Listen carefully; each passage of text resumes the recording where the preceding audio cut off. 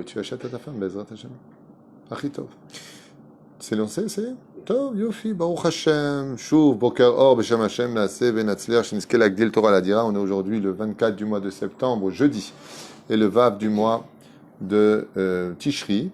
Shiur acheté par Aïcha Atzedeket Nadine Gozlan, Yekara Bezrat Hashem, pour la Refoua Shlema de Angelica Malka Batzara, de qui on a fait le shiur. Et ce shiur-là est pour Tinok Ben Shoshana, à qui on souhaite vraiment une grande Refoua Shlema, Chlama Meira Bezrat Hashem, Anna El Narefana Tinok, donc l'eau. Anna El Narefana l'eau. On pensera en même temps Refoua Shlema pour tous les malades d'Israël. Obichlala Moratim Yagdasha Vateora Sarat Al Batefrat Miriam Samuel Salomon Renaud Yana Ben Esther Anaïs Lea Bat Kati Esther Ari Ben Mordechaya Eliaou Ben Sassia.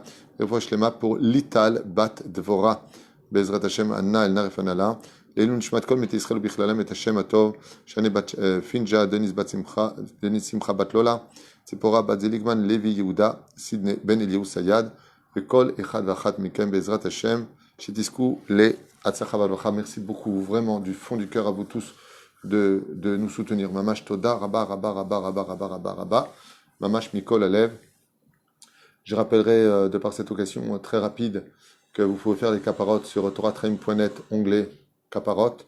Tout est expliqué là-bas, mais on fera une vidéo spécialement pour réexpliquer comment pratiquer. Quoi qu'il advienne, on continue avec supplication et amélioration de notre judaïsme, Bezrat Hashem, en continuant le Tachanoun, en fin de compte, du Chida Kadosh, mais aussi de Rabbeinu Nissim, puisque c'est pratiquement la même chose. Donc, le but de ce shiur, ce n'est pas que de l'écouter la veille de Yom Kippourim, c'est mieux d'arriver avec ces notions-là la veille de Yom Kippour pour redémarrer une vie et une nouvelle année avec de meilleures convictions, une meilleure façon de se comporter en tant que juif, mais c'est valable aussi pour toute l'année, ce qui fait que vous pouvez tout à fait écouter ces shiurim-là à n'importe quelle période de l'année juive, car elles sont toujours d'actualité jusqu'à la rédemption finale, si Dieu veut. Nous avons fait violence, nous avons profané ton nom saint.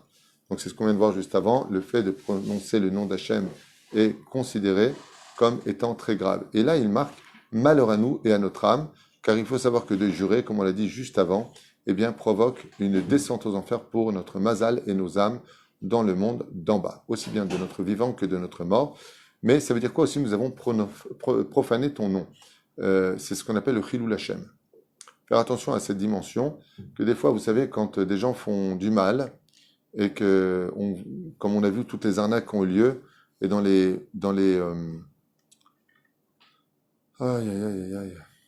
journaux télévisés, en Israël, un groupe a arnaqué, en Israël, les Juifs. C'est un Chilul Hashem, ça s'appelle profaner le nom d'Hachem, et le Chida dit, dans ce cas-là, Chamasnu, Alelu Hashem Kejra, Oilanu Velenafshenu, malheur à nous et à nos âmes de provoquer un Chilul Hashem, surtout au sein des nations du monde. C'est quelque chose d'extrêmement grave, et la seule capara de cela, faut le savoir, selon nos Chachamim, c'est Yom HaMita. Il y en a qui disent que même Yom HaMita lo yechaper, il y en a qui disent que celui qui a profané le nom de Dieu, c'est-à-dire qu'à cause de lui, maintenant on pense du mal des Juifs, à cause de lui on dit du mal des Juifs, bien entendu, il ne parle pas de la légitimité, comme aujourd'hui, Baruch Hashem, que le monde le sache. Israël, c'est aux Juifs, ça a toujours appartenu aux Juifs, et ce sera toujours aux Juifs. Nekuda. C'est pas un Chilul Hashem de le dire. Ah, regardez les Juifs ce qu'ils disent. Non, c'est des vérités. Je parle d'arnaquer des gens, de faire du mal au nom du judaïsme, au nom de la Torah, et de représenter le peuple. Comme aujourd'hui, quand malheureusement les gens vont à Paris, il y a le château des Ranchers là-bas où il y a la police judiciaire. À ce qui paraît, je ne sais pas, je suis jamais allé grâce à Dieu.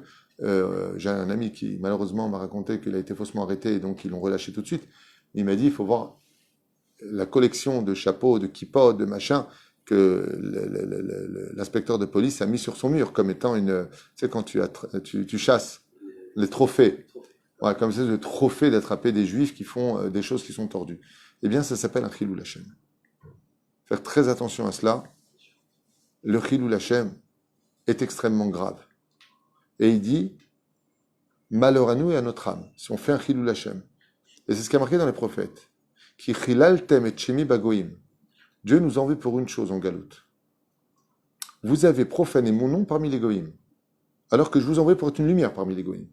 Mais une lumière, ça ne veut pas dire des gens qui se laissent faire. Ça veut pas dire des gens qui vont ignorer la vérité pour aller dans le sens du poil des nations du monde. Pas du tout. Nous sommes juifs, c'est notre terre, on a un beau pays, on a une belle Midiniout, grâce à Dieu, à Kol Tov, Yavo Mashiach, à Kol Yetov. Il faut être fier de ce que l'on est, fier de ce que l'on fait. Il faut évoluer dans la vie. Mais de l'autre côté, ne fais pas de Chilul Hashem. Ne fais pas de Chilul Hashem. Parce que chaque juif là où il va représente le peuple juif. Et vous le voyez, les amalgames sont énormes. Tu as 2-3 personnes qui font des bêtises, c'est les juifs. Non. C'est pas les, c'est eux. Non. On est un peuple. Les nations le savent, nous on ne le sait pas. Voilà. Comme j'ai donné l'exemple il y a quelques jours, quand quelqu'un a mal au petit doigt, c'est tout le corps qui va chez le médecin. Et on ne voit pas son petit doigt chez le médecin. De la même façon, quand il y en a un qui fait une bêtise, c'est tout le peuple qui est représenté par lui. Nous avons profané les Shabbatot et les fêtes, le Haleinu velo Alechem. Tant de la sainteté est provoquée demandée par le Créateur du monde. La gravité d'enfreindre Shabbat et Yom Tov. Shem Yishmor V'Yirachem. Ce que je veux dire n'est pas sympathique, mais je l'ai lu, alors je vous le dis quand même. Le Zohar, il dit que celui qui profane le Shabbat et les fêtes juives, les larmes qui verseront dépasseront de très loin tous les océans, les fleuves et les rivières créés par Dieu. Tellement la personne regrettera de ne pas avoir observé les fêtes de la Torah et des mitzvot. Je l'ai lu, je ne mens pas. C'est dur à entendre, mais si la personne peut... Allez, je ne vais peut-être pas faire un jour de Yom Tov, je vais faire peut-être pas 2 jours, je vais faire un jour, fais un jour. Allez, tu fumes le Shabbat, maintenant que tu sais que Béhémet travaille, peut-être tu vas fumer un peu moins. Tu avais l'habitude de fumer un paquet tous les Shabbats, peut-être tu vas fumer un demi-paquet tout le Shabbat. Ce sera ta façon de garder ton Shabbat. Ça veut pas dire que c'est bien, ça veut dire que c'est pas sans, ça veut dire que c'est pas waouh, mais c'est un effort qui est fait. Mieux vaut que ce soit un peu dur sur terre que de remplir des océans de larmes de regret après la mort. Et c'est ce qu'il dit ici. Nous avons envié la jalousie, même l'ordre automatiquement à sa perte. Tous les gens qui sont à la recherche du kavod, des honneurs, la jalousie, le mauvais œil, sont des gens qui vivent stressés en eux. Ils ne connaîtront jamais le bonheur. Et tu sais pourquoi? Parce que comme ils regardent tout le temps ce qu'ont les autres, pourquoi il possède les autres et pas lui, il ne regarde jamais ce qu'il a dans son plat. Et donc crève de faim avec les yeux qui sortent. Nous avons soupçonné des personnes vertueuses, des gens qui sont magnifiques, des gens qui pratiquent la Torah, les mitzvot, des gens qui sont droits. On les a soupçonnés. Nous avons le devoir de juger les kafsrout des vrais représentants de la Torah. Et c'est vrai que dans notre génération, ça devient de plus en plus difficile. Il y a beaucoup de gens qui se déguisent en rabbins et qui font d'énormes chilul Hashem. Comme je vous l'ai dit, il y a un journaliste chiloni avec une queue de cheval, quand ils ont arrêté un rosh yeshiva qui malheureusement faisait des choses dégoûtantes. Alors, il a dit voilà, le monde religieux. Alors, le journaliste, il a dit une phrase qui était choquante, il a dit je ne comprends pas, pourquoi vous dites le monde religieux? Moi, je connais, il a dit comme ça, les religieux. J'ai été des dizaines de fois voir les rabbinim. Il n'y en a pas un qui fait ça, on en a attrapé un. Alors on attrape un chiloni qui se déguise en religieux et qui, pour le kavod, pour l'argent, pour je ne sais pas quoi, fait des bêtises, ça veut dire les religieux. C'est ce qu'il dit ici. Ce qu'il dit ici. Nous avons soupçonné des gens vertueux. Alors c'est vrai qu'une petite tache noire sur un grand drap blanc, ça se voit tout de suite. Mais dans l'ensemble, grâce à Dieu, le monde de la Torah est bien. Je racontais une petite anecdote que j'ai eue avec mon fils. Il y a très longtemps de ça, quand il était en yeshiva à Yerushalayim, Tibane Vitikonen, un de mes enfants, que Dieu le bénisse, m'appelle et je dis allô. Et j'entends quelque chose dans le téléphone et je lui ai dit mon fils, t'es au cinéma? Et il me dit oui. Oui, attention, machin, c'est yeshiva religieuse, orthodoxe, c'est pas. Et à ce moment-là, mon fils me dit mais papa, toute la yeshiva est au cinéma. Je dis ah bon? Tu peux te retourner me dire exactement combien vous êtes? Ok? Mais pourquoi tu veux savoir? Je dis mon fils, réponds-moi, c'est tout. Il m'a dit on est 16. C'est moi lui. Je dis avec toi? Il m'a dit avec moi on est 16. Très bien. Combien vous êtes d'élèves à la yeshiva? Je crois 380, un truc comme ça. Je dis, tu vois le problème, Toute la yeshiva est là. Vous êtes 380 élèves à la yeshiva. Vous êtes 16 à avoir quitté la yeshiva. Mon fils voulait quitter la yeshiva, il voulait être hayal, il voulait faire l'armée, apprendre un métier. C'est ce qu'il a fait. Vakasha. On peut tout très bien être un serviteur d'Hachem aussi en faisant son service militaire, un Bézébaya. Sauf si ce n'est pas fait dans les règles de la Torah. Donc il est parti à Nacha al-Haredi, il est parti à Netzach Yehuda, il a fait son service militaire comme la halakha le demande. Il a pris un métier, aujourd'hui c'est une personne merveilleuse, papa de 3 enfants, Shem Varech Oto. Tzaddik. Aval, pour en revenir, alors sur 380 élèves, il y en a eu 16 qui sont partis au cinéma. Ça fait que la yeshiva elle est pourrie, ça fait que le monde religieux il est pourri, voilà les religieux. Non. Va voir les centaines d'autres qui sont en train d'étudier au Beth Midrash, en train de se battre entre un Rashi Tosfot. Va les voir eux. Non. Non. On ne veut pas les voir eux. On veut voir ceux qui ne sont pas bien. Valzenemar. On a soupçonné des gens vertueux. On regarde toujours ce qui ne va pas. Et même dans les familles, c'est pareil. Des fois, tu as ton fils, il est à la yeshiva. Il étudie du matin au soir. Il a eu 100 sur 100 à l'examen. Le rave, il est fier de lui. Il rentre à la maison. Il fait un truc qui n'est pas bien. Ah, c'est ça le religieux. Zeksh. Il n'a pas le droit de péter. Il n'a pas le droit de roter. Il n'a pas le droit d'une erreur. C'est un gosse. C'est un enfant. Fais semblant de ne pas avoir vu. C'est pas grave. C'est des fois, le gosse, il est fatigué. La mère, elle appelle 1 fois, 2 fois, 3 fois, 4 fois. Le gosse, maman, daïg va. Ah, comme ça, tu parles à ta mère, c'est ça la Torah que tu apprends. Mais daïg va. Daïg, tu vas le dégoûter. Prendre des cours de comment éduquer ses enfants. Moi, une fois, je suis venu avec mon fils Shimshon, je me Choto. Je dis, mon fils, tu as étudié quelque chose aujourd'hui, tu veux qu'on étudie un petit truc ensemble? Il me dit, ah bah, j'étudie 14 heures par jour, je viens d'arriver à la yeshiva. 2 minutes. Maintenant, il me dit comme ça. Maintenant, il faut que je digère tout ce que j'ai étudié pendant des mois. On va te dire, Tatsodek Mechila. Et on va faire du sport. Tatsodek. Ah, Tatsodek. On n'est pas des machines. Et ça, c'est ce qu'il dit, cette petite phrase anodine, comme vous avez dit. Nous avons soupçonné des gens vertueux. La main voir que le mal chez les gens. Vous avez Pérouché d'abord. Mais celui qui se déguise en religieux, celui qui fait des Hilul Hashem, celui qui donne une mauvaise traduction de la Torah, les manipulateurs de la démagogie, pour emmener les gens dans une autre direction, pour les faire briller. Ces gens-là, bien entendu, bouzevouzulo, shemerahem. Mais il faut s'éloigner de leur enseignement comme la peste. Parce que ce sont des gens, mamash, remplis de peste. Shemishmor. Nous avions enlacé et embrassé des personnes interdites. Est-ce qu'on a le droit d'embrasser une femme? Bonjour. Est-ce qu'on a le droit? Sourd. Gamazet Tzarlarzor Bitshuva. Le Rambam, il est posé qu'une sœur ou un frère qui embrasse sa sœur, c'est un hamor. Rambam. On n'a pas le droit de se faire la bise. On n'a pas le droit de s'embrasser. Vous allez me dire, ouais, mais enfin bon, tu m'excuses, chez nous, pas comme vous les religieux, dès qu'on embrasse, vous voyez le lit. Non. Non, c'est pas ça que ça veut dire.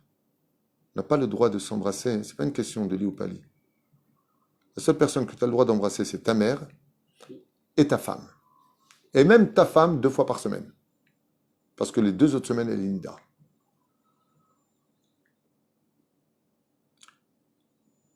Alors bien sûr, en France, c'est une culture, aux États-Unis, en Europe. Mais c'est une culture goy, c'est pas une culture juive de s'embrasser. Les Esquimaux s'embrassent avec le nez. Les Russes et les Marocains, certaines régions, s'embrassent sur la bouche. Les États-Unis font tac, la main. Et les Européens, ainsi que les Américains, s'embrassent. Il y en a qui font 2 fois la bise, il y en a qui font 4 fois la bise, il y en a même qui font 5 fois la bise. Je sais pas pourquoi. Je sais pas. Chez nous, les Juifs, venus de la planète Mars, quand on rencontre une femme, on ne lui serre pas la main et on ne l'embrasse pas, on lui dit Shalom. Ça, c'est juif. Juif assimilé, c'est Shalom. Ça va? Bah, tu fais Shalom sans. Voilà, c'est la même chose. Content de vous voir. Baruch haba. Pas obligé de s'en.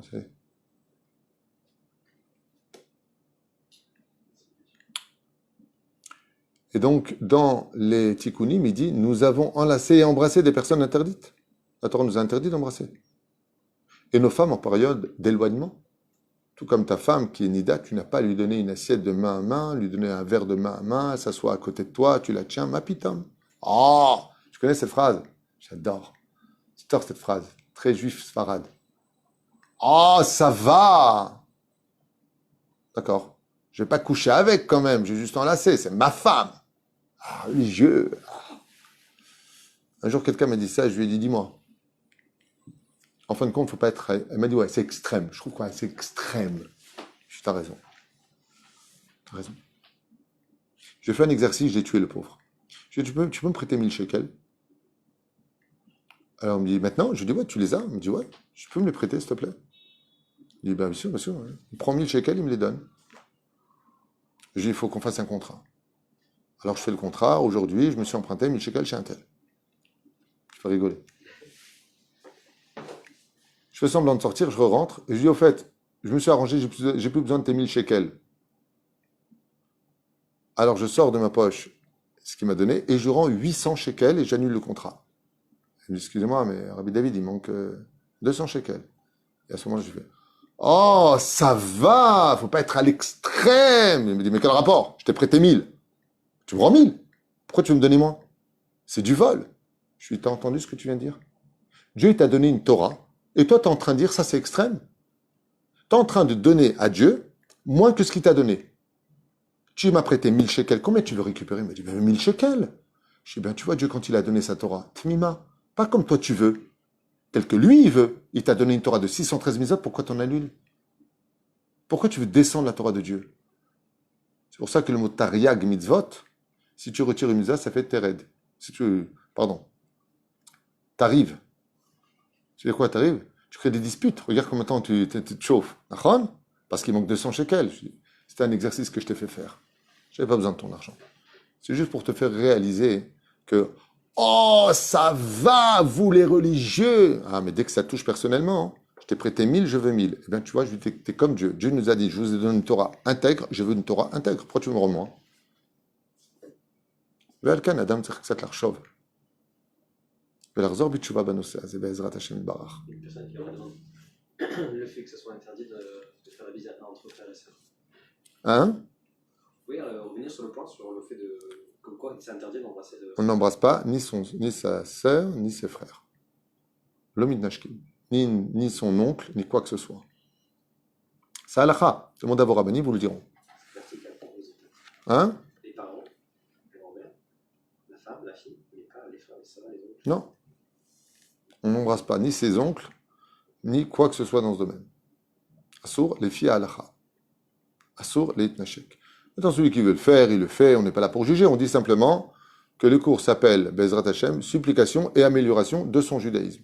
Chacun gravira petit à petit les échelons. Et ça ne veut pas dire que moi, j'embrasse pas mes sœurs, j'embrasse pas mes tantes. Ça ne fait pas de moi un homme qui les aime pas. Au contraire, je suis très aimé d'eux et je les aime beaucoup. Il n'y a pas de rapport. J'adore mes sœurs, je pense qu'elles m'aiment aussi. Et on ne s'embrasse pas pour autant. Mais par contre, le cœur y est, et on se parle, et on s'envoie des messages, et comment ça va? Personne ne se vexe, tout le monde comprend. Il ne faut pas avoir honte d'être juif. Il faut avoir confiance en la Torah que Dieu nous a donnée, parce qu'il n'y a pas meilleur qu'elle. Il faut simplement être convaincu de la chose. Kol Tov, et à tout de suite pour le prochain shiur si Dieu veut.